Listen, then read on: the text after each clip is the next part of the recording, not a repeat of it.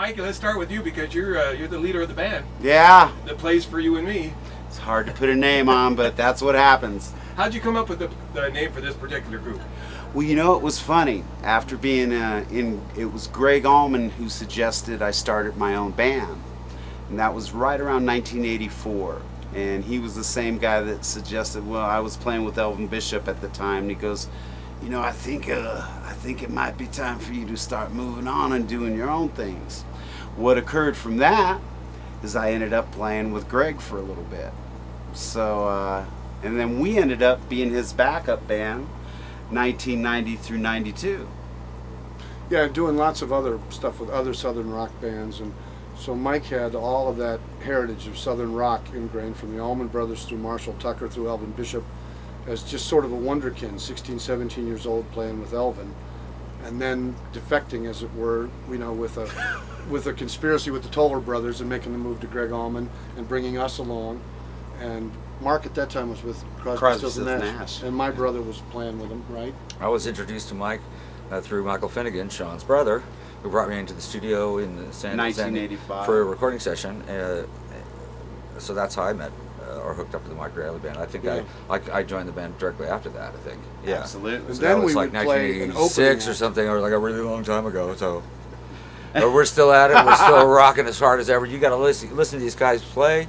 They play better than they ever have. The last couple of shows we've done, I'm walking away like these cats are, these guitar players, sorry, are at a whole new level. You know, just listen tonight because it's just twin guitars, just outstanding. You know, the best I've heard. Which is a Southern rock I'm thing. touched, brother. You and Danny are that rock tradition, that Southern rock tradition of twin guitars. Yeah. And the only thing you can pair up to is Dickie and Dwayne, really. I mean, that's as close as you can get. Yeah. And unlike a lot of blues bands, we play a lot of blues music, but we're a rock and roll band. And a lot of jazz changes. Yeah, so there aren't a whole lot of groups like that where you've got an authentic rhythm and blues band that rocks the living daylights out of it, you know. And everybody sings. It's authentic blues music, yeah, but we mixed in with the record material, the original material for how many records? 5 albums. It rocks. It's a slamming rock and roll band, you know.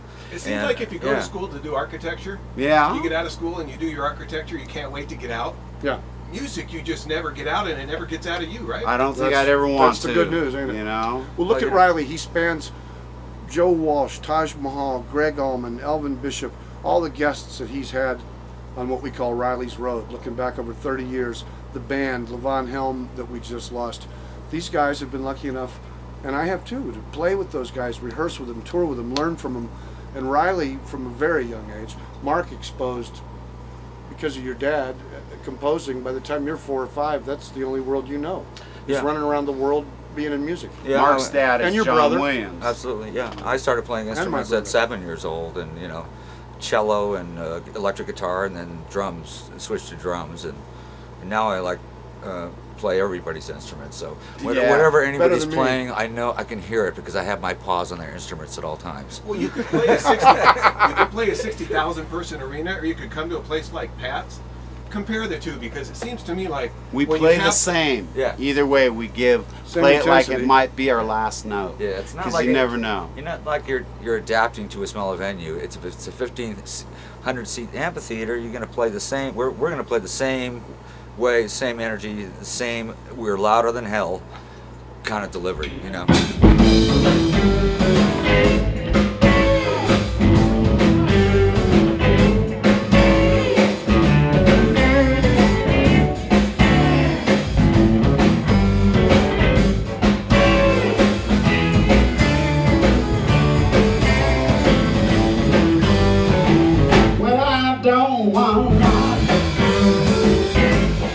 Just want a little bit. I don't want a lot.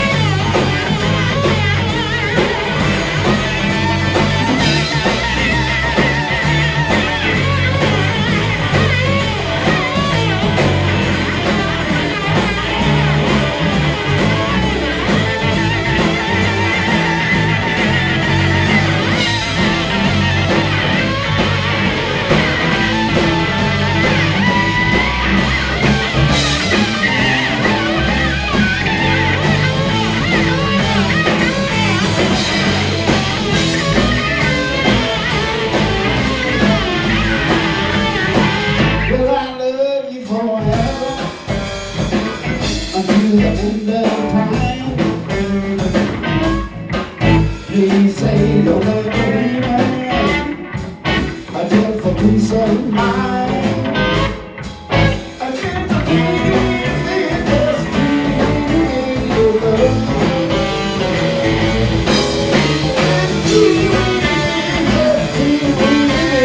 love.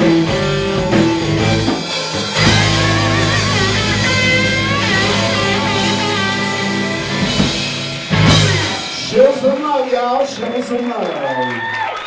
Down here at Pat's on a Monday night. Give us a second while we adjust a couple things, please. Well, you just heard the drummer from Cosby, Stills and Nash. The other guitar player has played with Taj Mahal. Every one of this is like an unknown super group, if you will. Just a bunch of guys who have traveled with very famous people in the past, have gotten all together, that they all live in California, and they all share that common bond link of the blues together. Well, the Mike Reilly Band does deliver concert level performance and volume regardless of the venue. That's what's up. And Reilly's always done that. And he's always rolled like that. Look, he's in a bus, he's picking his venues, playing original material. How many guys are doing that after 30 years? How many? I'm blessed. Here's the other part of that. We took about an 18-year hiatus from this lineup. 18 years? And, what the hell happened there? Well, some very hard mistakes and some beautiful things. I went out and did the Toller Brothers. Sure. I believe you did a band called Air Supply for a long time. We all did separate tours and gigs and records and all that stuff. I didn't realize it was 18 years. Yeah. That's just, so we've where been did that back.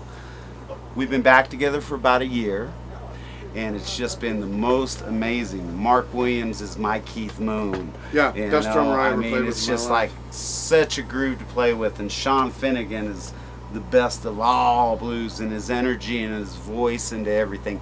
All these guys could have their own band. How it ended up with my name on it, well, it was my idea to put it together. I'm not the baddest cat in the band, but I'm able to hang with them all. Mike's always been an excellent leader, and that's integral in any kind of group like this, especially if you have any plans for longevity. It's 18 years hiatus. That means it's just, and now it's just as it was. Everybody's exactly the same, but except that it's at this new level, which is like you can do this your whole life, only to find that you're that much better and you're continuing to improve. A little change. From when we used to take our breaks, we'd come home and share new equipment, new motorcycles, new cars. Now we share our medical procedures New we've had done antacids, at our age. Body parts. Yeah, Mike and I most recently, we're about 10 weeks out, and we're basically loving life at the same time. Yeah. Yeah, we went from trading acid to trading antacids. Comparing scars and procedures, That's true. I blew a rotor cuff 90 days ago, had 3 tendons severed, and here I am. Yeah. 48 hours before I went in, they said, you may never lift your arm or play guitar again. Yeah, I fooled them on that, huh? Yeah, still playing. Jeez. I'm looking forward to the future to bring in more and more and more of this. As I keep growing, the music will keep growing as well. Man, it's an honor to be back at Pat's Barbecue. You guys always treat us the best. If you want the best blues in Salt Lake City and the best barbecue, period. Come to Pat's to get smoked. We'll be smoking tonight shortly. Yeah. Thank you so much. I'm Shanti.